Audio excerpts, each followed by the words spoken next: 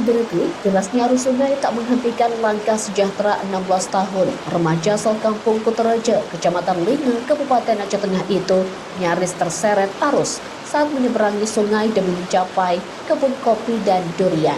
Satu-satunya sumber penghidupan warga pasca banjir bandang.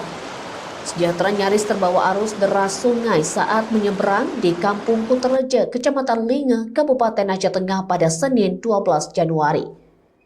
Aksi beresiko itu terpaksa dilakukan karena akses jalan menuju perkebunan warga putus total pasca banjir bandang.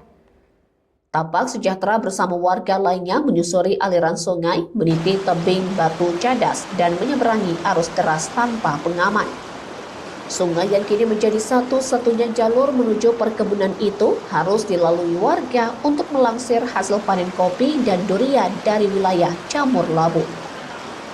Pasca banjir bandang, jalan penghubung menuju perkebunan di Kutorejo dan Delung Sekinol rusak parah dan tidak lagi bisa dilalui kendaraan.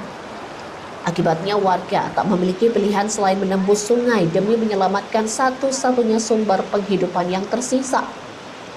Putra Gayo asal Jamat serta Lia menyampaikan, kebun kopi dan durian di Jamur Labu kini menjadi tumpuan hidup warga setelah rumah dan sawah mereka rusak diterjang banjir bandang. Saat ini durian Jamat khas wilayah Kutorejo telah memasuki masa panen. Serta Lia mengungkapkan tidak semua warga mampu menembus lokasi perkebunan tersebut. Hanya mereka yang memiliki keberanian dan kemampuan fisik yang bisa menyeberangi sungai dan meniti batu cadas. Ia menambahkan, kondisi ini membuat sebagian warga terpaksa merelakan hasil panen mereka karena tidak mampu menjangkau kebun.